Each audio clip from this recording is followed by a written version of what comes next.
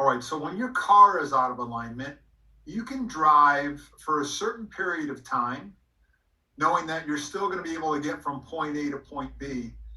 But unless you get your car realigned, the tires on the car are going to continue to wear. And I think this is a great metaphor for what 2023 looks like. I'm excited to be here. Thank you so much for showing up. I read the HR predictions report for 2023 about 2 weeks ago, and we always try to choose a topic that's relevant to the specific time. We actually choose it within the month, and we want to make sure that you have the latest information so you can make decisions as a leader. And when I read this report, it's about 33 pages long. I mean, fantastic report. I'm going to try to distill it down into some succinct points for you, but you're definitely going to want to grab a copy of this. Anya's going to put it in the chat for you. So we're going to talk today about the 5 big keys from the HR predictions report. So I went to Madam Selassie to find out what was actually going on in 2023. And while I can say that I wish I could tell you exactly what was going to transpire in this upcoming year, I can't really, because we don't know the big disruptions that might continue to come. We don't know what shifts might continue to happen within the employee mindset. And all of this is causing a lot of disruption, is causing a lot of fear, and it's causing a lot of uncertainty. And businesses and markets don't like uncertainty. But I think the 2023 predictions report, when I read through it, at first I was fearful about it. And I was looking at it saying, hey, there's some challenges that are going to come up. But then I felt really confident about it, specifically for the those of you who are fast attack leaders. You've learned the fast attack leadership skills and you're implementing lead with purpose in your company. Because if you continue just to keep doing what we've taught you to do, you're going to do really, really well for 2023. It's still all about how do you make the most smart decisions the fastest. It's not you at the top making all the decisions. How do you push decision making down to every single layer of your organizations? And the Lead with Purpose framework obviously helps you to do that, but that's what's going to continue to be needed. And those companies that do this the best, they're going to have the best success in 2023. This year, when I read this report, and I've done a lot of other research, it's really about making sure that your team doesn't get burned out. And the highest levels of burnout are happening at the highest level. They're happening for people that are in the C-suite, believe it or not. 49% of the C-suite are reporting major burnout problems. And then if you keep going down your organizational chart, the next level managers, they're also having a lot of burnout. And I'm going to talk to you the reasons why it's happening, and then I'm going to share with you a couple things that you can do to help relieve some of that burnout. But the burnout is the biggest challenge that you're going to have this year. And everything I talk to you about today, it's always about choice management. So if you've heard this and been on the previous 8 deep dives, you know that I talk about from a perspective of choice management. If we can get up in the morning, we understand where we want to spend our time, and we make a choice to spend our time on the things that matter the most, we're going to have the most successful day. And if we can string together a bunch of great days, we'll have a great week. A bunch of great weeks, we'll have a great month. And it's not only choice management for ourselves as leaders, but how do we give the people that we're leading, how we give them these tools also so they can have a really successful day.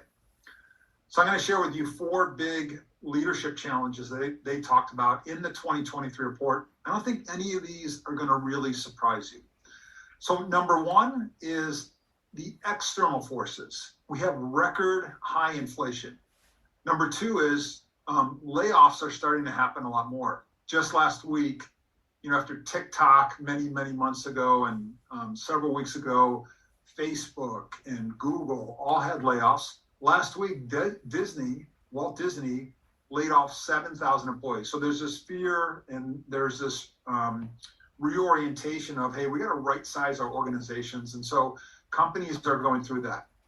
The other thing is about record low consumer confidence. It's the lowest consumer confidence score since 1952. And then finally, it's really about supply chain issues. And it might not be happening currently in your specific industry, but it's now continuing to bounce around. So these are the big external forces that are happening.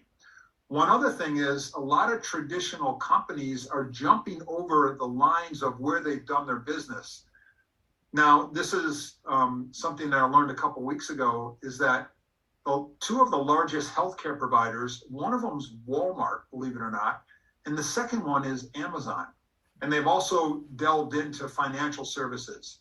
So companies that are really big might be moving into your market. And so this can cause a massive disruption for you also. So that's probably one of the biggest things, is all the external disruptions that continue to happen. They're coming at us faster and more frequently. Second is employees' perspective. Now, we've talked about this before. I believe in my lifetime, this is the biggest shift in employee perspective about what work means to them. It's no longer about just getting a paycheck and having a job. People want a lot more. So employees' perspective, we're still having to deal with the great resignation and quiet quitting and all of those things where people want to have more of a purpose and they want to be professionally developed. These are two aspects that I'm going to talk about later in this deep dive. Now, last year, 33% of US employees, they changed jobs. Think about that. 1/3 of all of the US workers changed jobs. And that means that 55 million people moved from one job to another last year. Now, there's one other statistic that goes deeper here, and this is in the report, and it's that 45% of those people who changed jobs, they switched industries. Now, this is the highest level that they've ever seen. And there's two reasons for that. Number one is about remote work. You know, companies that only had access to people who were in their geographic area, they now have access to people worldwide. So that's number one. It's a big drain. It's a big challenge for your A players that you have inside of your company. They're being contacted by people and companies all over the world. The second big shift that you need to be aware of is that the companies, they're not just looking for specific skill sets, they're more looking for capabilities and attributes. And so what they're doing is they're looking for people and hiring them for their values and their ability to fit in the culture. And then what they're doing is they're having internal processes, procedures, and universities so that they can train the people to be successful in their company. So those are two big shifts that are happening. I want to make sure that you're aware of them, because when companies are trying to find other A players, there's no one on the street right now that's available, that's unemployed. All the A players are working. So they're coming after your A players, and they don't care whether they have industry experience or not. They're really more looking for their skills, and they're looking for their ability to work on a team. So that's a huge thing that I want to make sure that you're aware of. Number three is the organizations that we're running today. It's taken a big shift. And I want to take you through a little bit of an evolution of what's happened as it relates to leadership. Now, back in the 1950s, when we take a look at it, let me get back here. Back in the 1950s, it was really about the industrial corporation. It was about operational efficiency, the industrial age. People were workers. The leaders who most represented this time, really Andrew Carnegie and Henry Ford. And it was about the corporation as king. Then it shifted in the 1960s to the 1980s, more of the hierarchical structure. And this is where people and companies were focused on profit, growth, and really financial engineering. It was management by objectives, if you remember this. Jack Welch and Peter Drucker are two of the people who represent this time frame. And it's really about the executives being king. Then shift to the 1990s. It's about more collaborative management. And this is customer service, where employees are leaders. And it's servant leadership, and it's about working together. Now, Howard Schultz, the CEO of Starbucks, and Steve Jobs best represent this era. And it's where really the people are kings. Shift to today, company as a network. Now it's really about mission and purpose and sustainability. And it's about empowering the entire team. Companies that you might know that represent this era are Netflix and Google, Facebook, and Amazon. And again, it's really about the teams, networks of teams, and team leaders are kings. And as we look towards the future, really post-pandemic, it's about having an entire framework and culture and structure that's based around empathy and trust, resilience, and growth. And you can see these things about learning and citizenship. It's about productivity and wellness and well-being and being responsible citizens. You know, companies that you might look towards are Unilever, Verizon, Whole Foods. And then you can really see, I'll get out of the way here, you can really see that it's about the individual, it's about the community, and it's about the family. So think about the framework that you have in the 1950s or the 1960s or the 1990s or even today and what you need to try to get to. It isn't about gritting it out anymore. You're going to wear those tires out. So it's about changing the framework and taking a look at where you are today and how do you compete in this new world where we need empathy, trust, resilience, and growth. So this is a really important slide. This is from Joss Bersin Company. They have a great website. They put out a lot of great content. Highly recommend you take a look at them. Number 3 is we got to hug. We have to embrace hybrid work. If you think you're going to get by today with just pulling everyone back to the office, you're going to be sorely mistaken. 83% of employees are looking for some type of work-life balance that includes 2 to 3 days a week in the office and the other days working remotely. And some 60% won't even look at a job that doesn't even allow that to happen. So make sure you're taking a look at this for your company and make sure you're taking a look at it because there's a lot of great talent out there that you're not going to be able to access unless you have some type of hybrid work option. The hybrid offering right now, if we take a look at fully on-site, it's 37%. And then if we take a look at fully remote, it's only 2%. And so the hybrid makes up the difference. It's about 61%.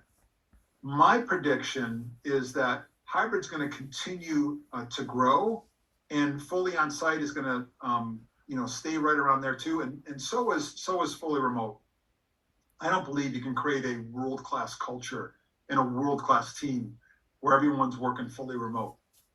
So this is where companies are today. So this is what the hybrid offering looks like. And then finally, this is really outstanding when you take a look at this report. It was unbelievable the mismatch between how employees feel about how productive they are. So they asked employees, how productive do you think you are? 87% felt that they were highly productive. And then they asked managers and leaders, how productive do you think your workforce is? And only 12% felt that their team was highly effective. Now, I believe this is because the leaders don't have the skills and the tools right now to manage people who are working remotely. You need a totally different set of skills versus managing someone who's in an office who you can see, who you can talk to, who you can make sure that they're doing the work. So there's this tremendous mismatch. So you have to look at this and you have to address this as we look at hybrid work being the future. And so number 4, it's really about new leadership skills. People need new leadership skills so they can handle this hybrid workforce. So those are the 4 big challenges that we're seeing that were detailed in the report. Not only new leadership skills, but also a new framework. All right. So let me shift to 5 primary areas that you can focus on as we, try to navigate, this highly disruptive world. I'm going to go from number 5. I'm going to go down to my primary one. Now, the 5th one is steady as she goes. This is actually one of the pillars of fast attack leadership, and it's really about communication. 90% of your employees, they want some type of weekly communication from you. And believe it or not, 29% want some type of daily communication. So let me give you a couple thoughts and ideas about how you can make that happen. Number one is in a daily huddle. Every employee in your company in a daily huddle. Now, if you're thinking, oh gosh, Mark, we tried a daily huddle and it didn't work. You definitely want to take a look at our framework that we have and how we run the daily huddle, because it's from the nuclear submarine force.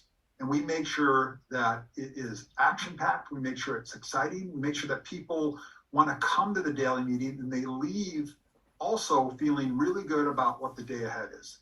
So you have to run a daily huddle. Number two is make sure you're doing at least monthly all-hands calls. This is a 20-minute meeting where you as the leader are talking to the entire company. Now, we recommend that you do it similar to how it was done in the military, where everyone's standing up. And again, it's about 20 minutes long. You're going to go through some top successes that happened in the last month. You're going to talk to them about one thing that you want them to get better at. Not 3 things and 8 things and 12 things. You're talking about one thing you want to get better at. You can share great stories of people living the brand purpose and also the values. And you can also celebrate anniversaries and any other birthdays that are happening during that time. But make sure you're doing a monthly all hands meeting to increase that communication. And employees want to hear directly from their top leader. And then also make sure you're doing monthly one-on-ones. This is a 15-minute meeting where you're checking in with them. You're asking them how their month went. You're asking them if they need any resources. You're asking them how they're feeling about the company.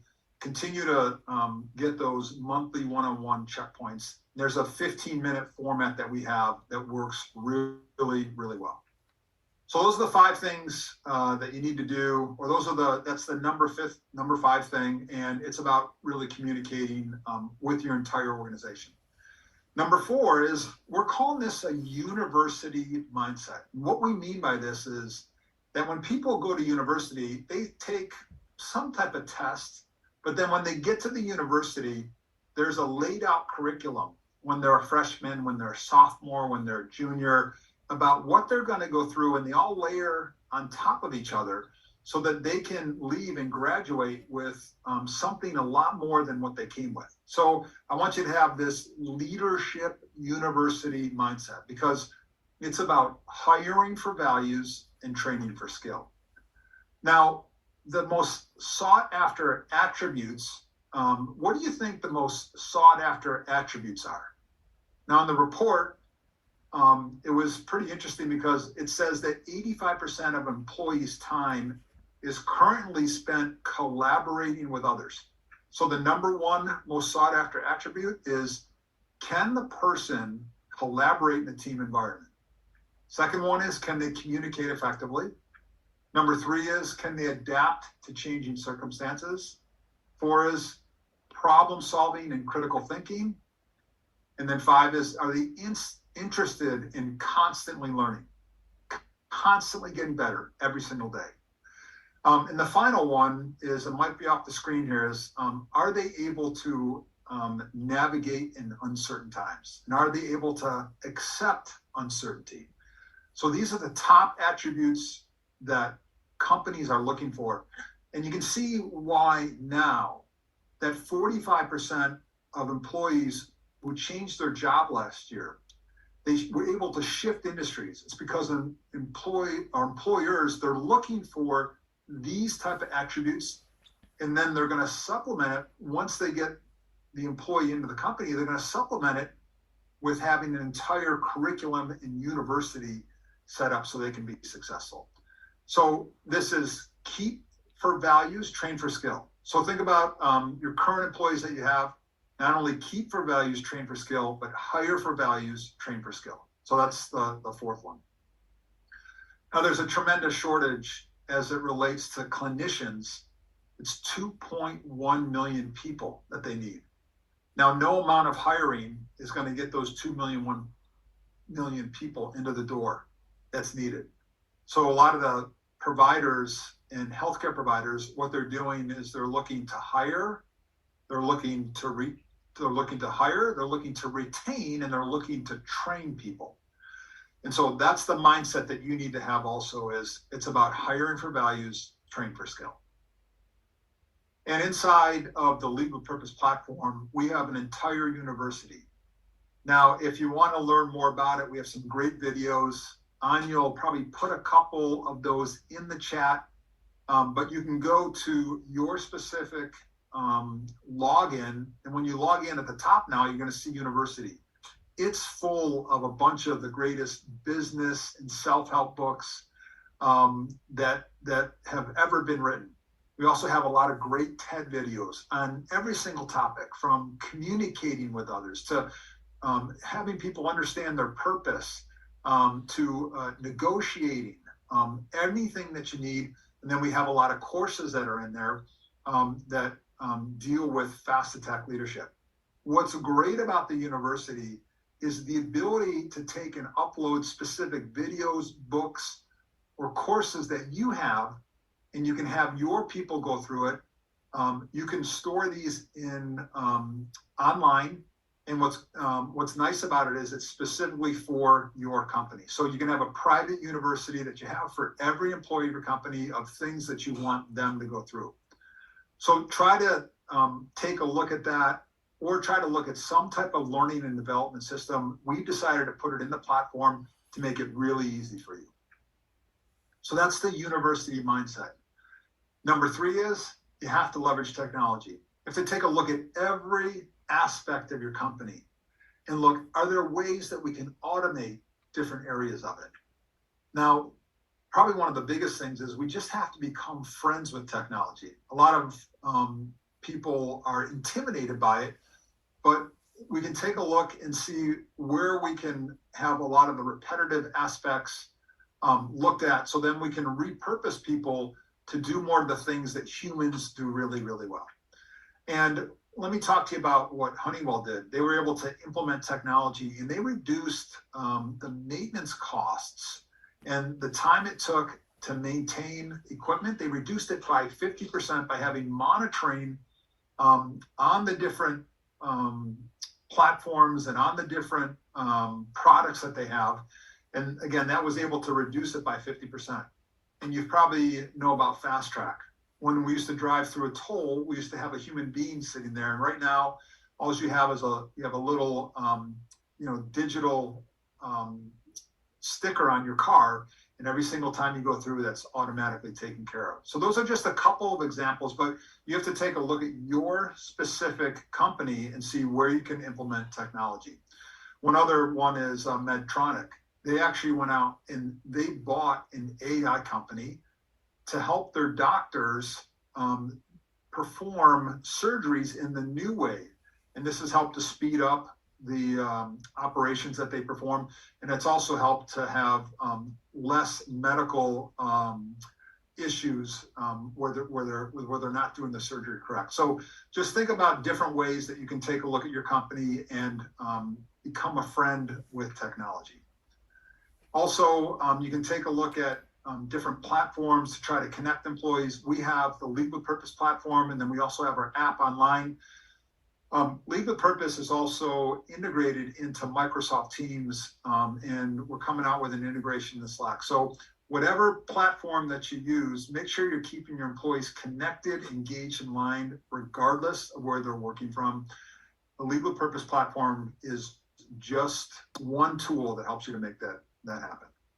Number 2, it's about really continuing to strengthen your employees' connection, about having a people-centric culture where humans can thrive and they feel that they belong to something bigger than themselves. I love this, and I pulled this right out of the 2023 predictions report. It says, we have to move beyond employees as a source of innovation and growth to think about employees instead as a core asset and infrastructure in our company. I love this. So when you take a look at your employees, make sure you make this mindset shift. And when you do that, everything else will follow. Be aware that there's continued war on great talent. Recent jobs report came out, said there's 11 million open jobs. And this has changed just a little bit. I'm standing in front of it. So let me go. 5.7 million people unemployed. That used to be 5.9, but it's still a hot job market, and employees have the upper hand. And if you don't decide to pay your employees what they need to be paid, if you don't decide to give them all the tools so that they can become better and professionally develop themselves, if you don't take the time to show them how what they do connects to making a difference in the world, guess what? Someone else is going to do it for them, and they're not going to be working at your company anymore. So be aware of this. Still a very, very hot employee job market. And this is a question I share with CEOs all the time, is I ask them, hey, who in your company is on the job market? And the answer is everyone is on the job market. Every one of your employees is being contacted.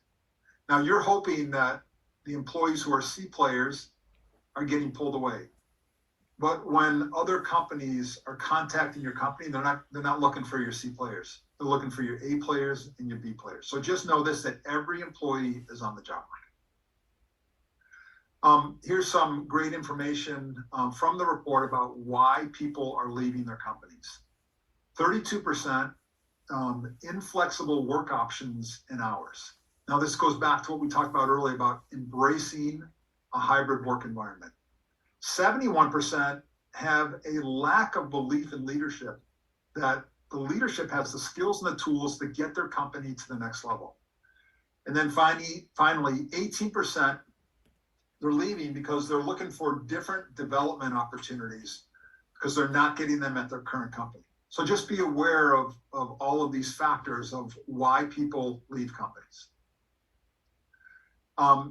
They also talk to leaders and they ask them, hey, where are you going to invest the most in this upcoming year? And I thought I'd share this with you because it might be an area that you might want to look at also, or you might already be looking at. And if you're doing that, it's just confirmation that you're doing the right thing. 47% are looking to find ways to help employees find purpose in their work. And then 45% are looking to create opportunities for career growth. So if you're already doing these things, looking in these areas, then bravo Zulu for you. If you're not, you're definitely going to want to look and make that investment in these two areas. And then finally, it's about transforming your framework and also upskilling your leadership skills. It just has to happen this year. You can't continue to use the old framework and the old skills. It's a key point as part of this 2023 predictions, is that you have to take a look at it and you have to make the necessary adjustments. Now, this is just an example of what happened. There's a really well-known U.S. bank that pre-pandemic, the systems, the processes, the way they operated in place, they had a 10% turnover rate. That was considered very, very low. But trying to use the same systems, processes, and tools pre-pandemic that they used post-pandemic, it was interesting. They went from 10% turnover to 26% turnover. So this is just one sample of how the tools that we have and we've used and they've worked so well in the past and we're so used to using and we feel comfortable with, they're not working so well post-pandemic. So make sure you take a look at every part of your business and making sure that you become Fast Attack. Now, Fast Attack is our program, but Fast Attack is also just making sure that you have this everyone is a leader mindset. Additionally, you have to take a look and retool your organizational structure, make sure it's more adaptable, make sure it's more agile. And then finally, once you've done that, you can then push decision-making down. That'll have you working more on the business and less in it. Additionally, by you pushing decision-making down, you're actually engaging your employees because they want to have more of a hand in their everyday work of doing something that makes a bigger difference in the world. So highly recommend that you become Fast Attack, whatever system or framework that you use. We have one, but we have to make this shift. All right, so that's it. That's information from the 2023 HR Predictions Report. I just want to share with you before we get to questions is that we have our Fast Attack Bootcamp coming up April 2nd through 4th. We have a couple of spots left. This is where in a 3-day time period, you and your leadership team can come, and we can get you up to speed very quickly on the fast attack leadership skills and the tools that you can retool your organization so that you can change the course of your business and you can address all these challenges that I just talked about in 2023. All right, so now I'm going to open it up to questions. I'm going to open it up to questions that anyone has.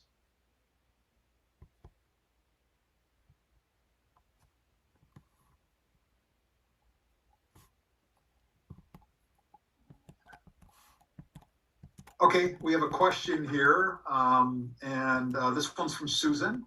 And Susan asks, on the boot camp, is it a team boot camp or is it an individual boot camp? It's an individual boot camp. So if you just want to come by yourself or you have a smaller company, you can come and you can learn the fast attack leadership skills.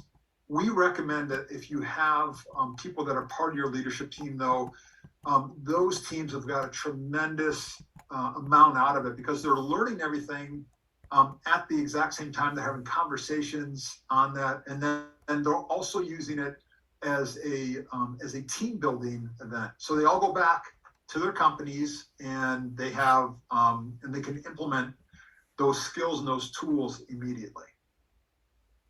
All right, so we have another one here. Let's just see here. What tools? Actually, let's just see. What tools do you recommend be part of the university? You know, this is really company specific. So we've put a lot of education resources currently in the library that are a framework and basically a base and a foundation that all of your leaders, and that means everybody in your company, they can all access, they can get something out of. And then once you have your team go through that, what I'd highly recommend is that you then start uploading into different channels the skills and the tools that you want them to specifically learn. So you might have one channel that's specifically for HR and the things that you want them to go through. You know, you've hired someone for their values and then you're trying to train them for their skill. There might be another one that's manufacturing. If you're a service organization, there might be something that you have if you're a law firm. So what's great about what we've built is it's highly flexible to whatever specific company that you are. And I think that's the real power in it. All right, so I don't see any other questions here. If you're interested in learning more about Fast Attack Bootcamp, you know, please reach out. You can reach out to Anya at leadwithpurpose.com. She'll put that in the chat. We would love to host you and your team. Again, the next one's April 2nd through 4th, and it's in Oceanside, California. All right, now I want to encourage you to go out and make it a great day.